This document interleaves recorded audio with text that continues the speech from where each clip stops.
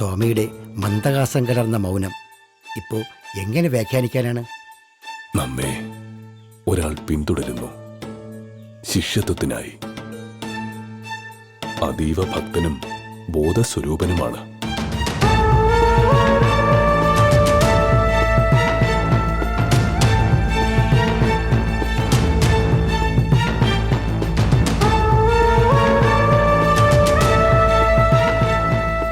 തൃശൂർ ചിറയ്ക്കൽ സ്വദേശി, പഴയ പേര് വേലായുധൻ. സ്വാമിക്ക് അദ്ദേഹത്തിന്റെ കാൽപ്പാടുകളെല്ലാം കാണാം. അതെ, ഹിമാലയത്തിൽ അവധൂതനായി നടന്നു. ശിവശൈലത്തിൽ ശിവപെരുമാളിനെ അറിഞ്ഞു.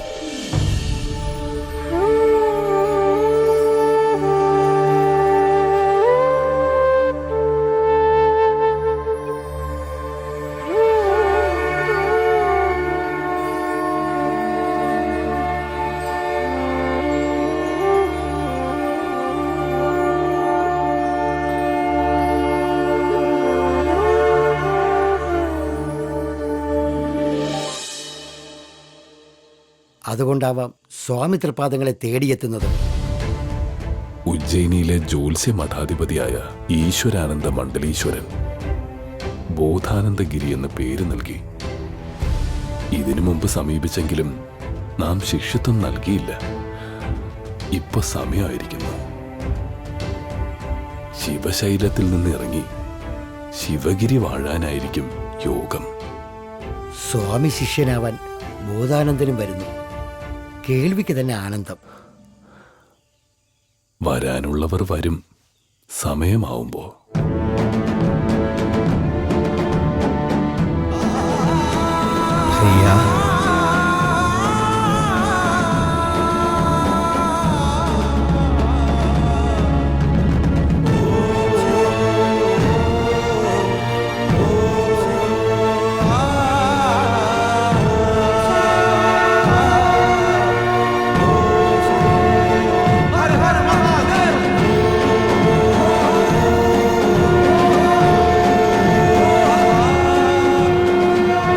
आपका समय आ गया। वो बुला रहा है। श्रीमन नारायण योग।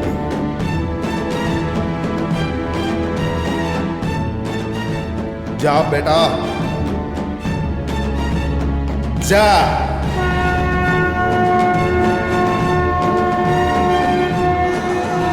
हम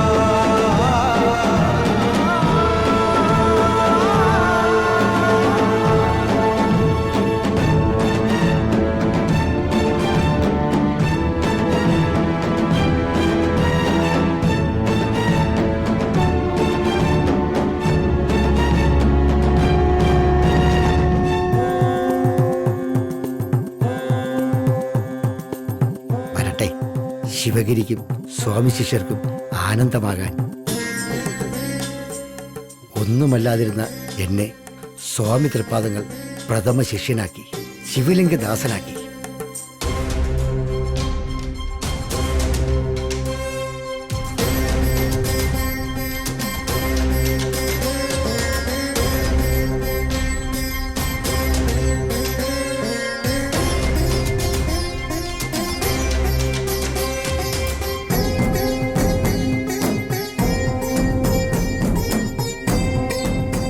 പുലിയെയും ജീവിതത്തെയും പേടിക്കുന്ന കൊച്ചപ്പിപ്പിള്ള ഇനിയില്ല.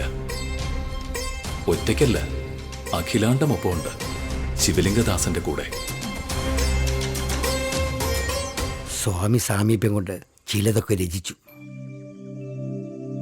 വേദാന്ത സാരാവലി, ശാരദാഷ്ടകം, ശ്രീ നാരായണ ഗുരു വര്യപഞ്ചകം എല്ലാം കീർത്തി നേടി.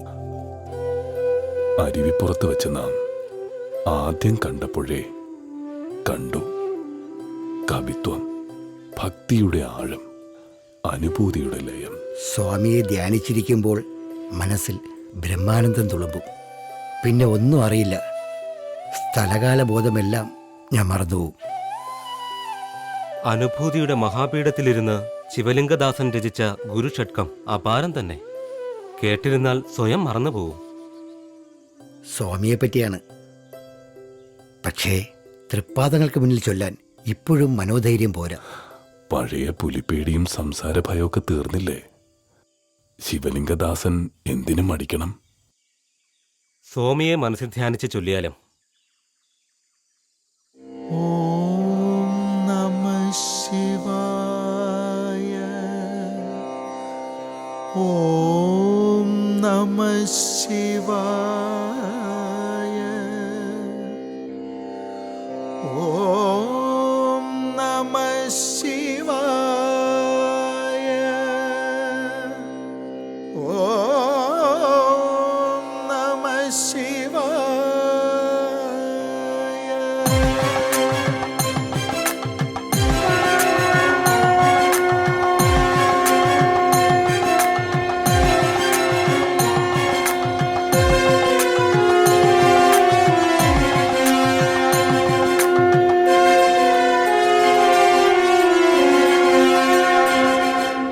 ഓം ബ്രഹ്മണേ മൂർത്തിമതേ ശ്രുതാനാം ശുദ്ധിഹേതവേ.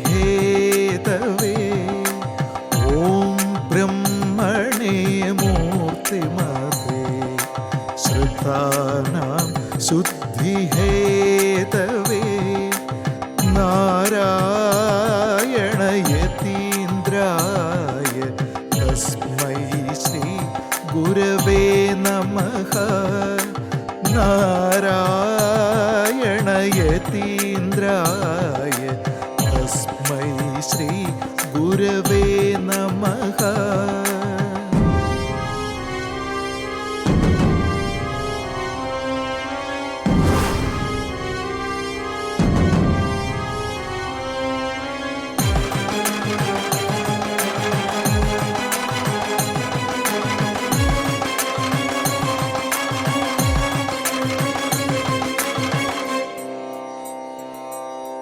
നമോ ഭഗവതേ നിത്യശുദ്ധ മുക്തമഹാത്മനേ.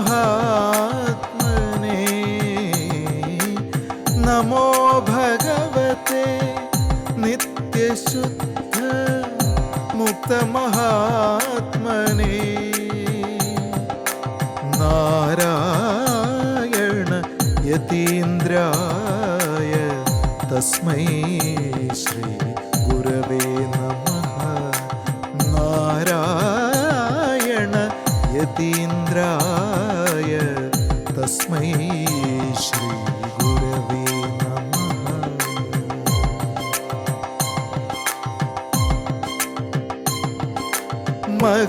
മഹനീയ ചരിത്രായ മമത രഹിതാത്മനേ. മഹനീയ ചരിത്രായ മമത രഹിതാത്മനേ. നാരായണ യതീന്ദ്രായ തസ്മൈ ശ്രീ ഗുരവേ നമഃ. നാരായണ യതീന്ദ്രായ തസ്മൈ ശ്രീ ഗുരവേ നമഃ. ശിശിരേ കൂർവദേ ശാന്തൈഃ കടാക്ഷൈഃ ശിഷ്യസഞ്ജയാൻ. ശിശിരേ കൂർവദേ ശാന്തൈഃ കടാക്ഷൈഃ ശിഷ്യസഞ്ജയാൻ. ബ്രഹ്മവിദ്യാ കോവിദായ തസ്മൈ ശ്രീ ഗുരവേ നമഃ. ബ്രഹ്മവിദ്യാ കോവിദായ തസ്മൈ ശ്രീ ഗുരവേ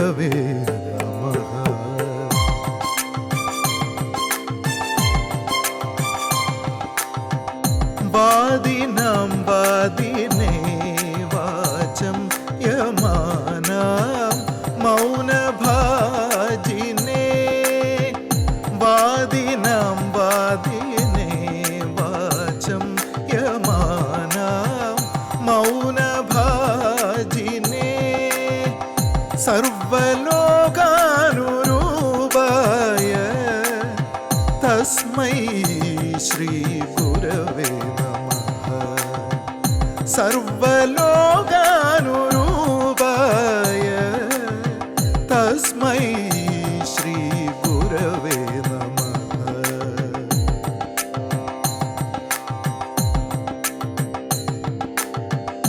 യസ്യ നഃ കൽപതേ സിദ്ധൈ പാദാംബുജ രജോലവഃ. യസ്യ നഃ കൽപതേ സിദ്ധൈ പാദാംബുജ രജോലവഃ. നാരായണ യതീന്ദ്രായ തസ്മൈ ശ്രീ ഗുരവേ നമഃ. നാരായണ യതീന്ദ്രായ തസ്മൈ ശ്രീ ഗുരവേ നമഃ. ഗുരവേ നമഃ.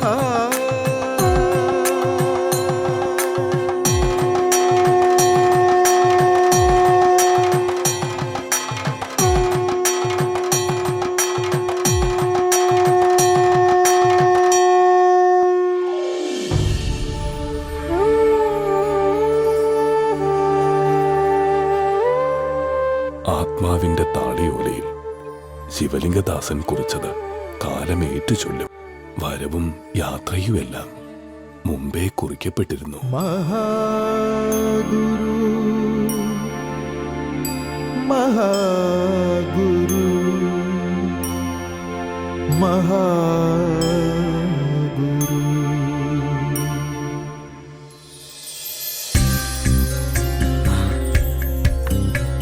സ്വാമി വരുന്നുണ്ട്.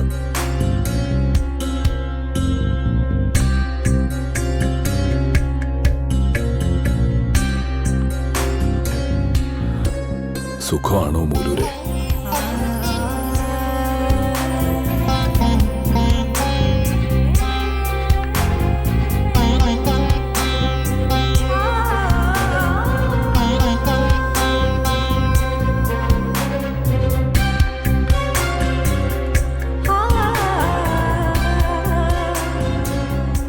കുറെ നാളായി ശാസ്ത്രികൾ സ്വാമിയെ കാണണമെന്ന് പറയാൻ തുടങ്ങിയിട്ട്. പല നാൾ വിചാരിക്കുന്നത് ഒരു നാൾ നടക്കുമെന്നല്ലേ വിശ്വാസം. ഇരിക്കാം. വലിയ പണ്ഡിതനാ, പലരെയും അടിയറവ് പറയിച്ചിട്ടുണ്ട്. മണ്ടന്മാരെയും മന്ദബുദ്ധികളെയും ജയിക്കാൻ വിടാറില്ല. അതവരെ അഹങ്കാരികളാക്കും. നമ്മോട് കളിക്കാൻ ആളായിട്ടില്ല. വിദ്വാൻമാർക്കിടയിലെ കേസരി തന്നെ. ജഡയും ഗർജനവും ഇല്ലെന്നേ ഉള്ളൂ.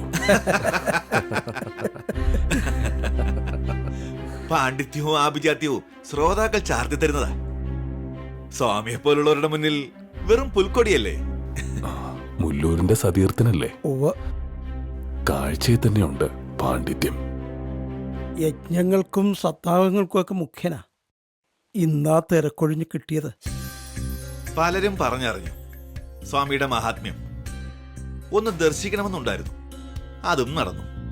വേദോപനിഷത്തുക്കളുടെ അടിത്തട്ട് കണ്ടാൽ മനസ്സ് ശുദ്ധജലം പോലെ തെളിയും.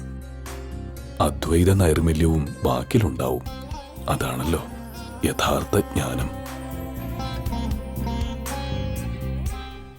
ഇപ്പോ ഈഴവരും വേദം പഠിച്ചു കഴിഞ്ഞുവല്ലോ.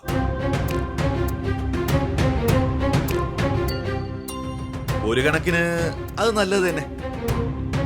ഇപ്പോ പരിഷ്കാരം വർദ്ധിച്ച് വേദത്തിനും ജാതി ഇല്ലാതെയായി അല്ലേ?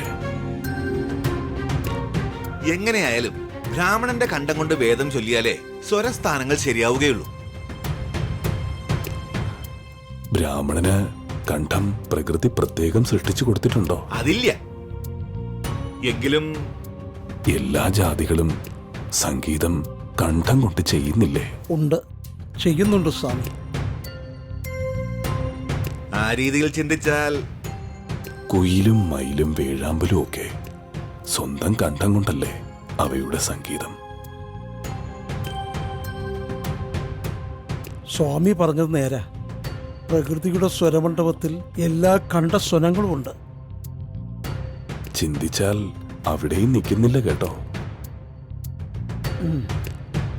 ജീവനുള്ള ഒന്നിന്റെ കണ്ഠം കൊണ്ട് ചൊല്ലുന്നതിലും ഭംഗിയായി ജീവനില്ലാത്ത വീണക്കമ്പിയിലും ഓടക്കുഴലിലും സംഗീതം വരുന്നില്ലേ?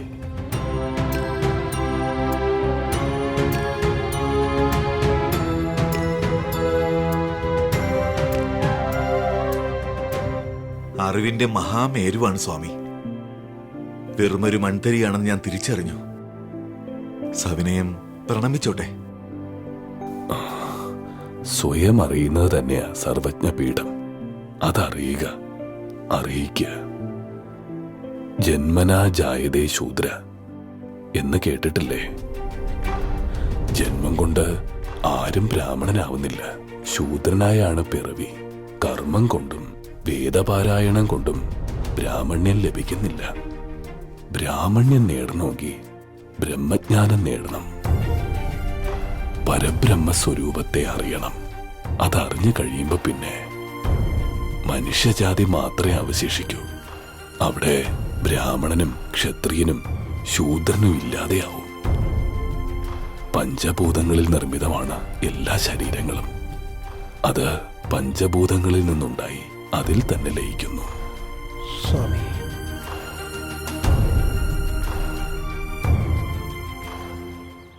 കോപവും പ്രതിഷേധവും ജ്വലിക്കുമ്പോൾ അതിനെ എങ്ങനെ അതിജീവിക്കും സ്വാമി?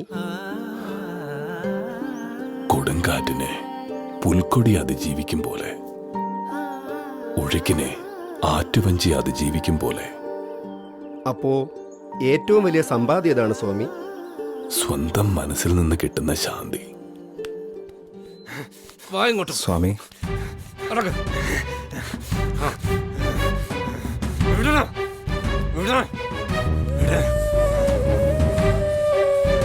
മിണ്ടാതെ നിക്ക.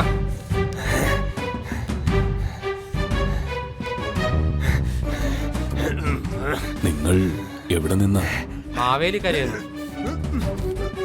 എങ്ങനെ വന്നു? വള്ളത്തി. വലിയ ഉരുപ്പെത്തിയിട്ടും വള്ളത്തിൽ നിന്ന് ഇറങ്ങിയില്ല. പിന്നെ ബലം പ്രയോഗിച്ചിറക്കി. ചിലപ്പോ രണ്ടാള് പിടിച്ചാൽ പോലും പറ്റില്ല. വല്ലാത്ത കായിക ബലം.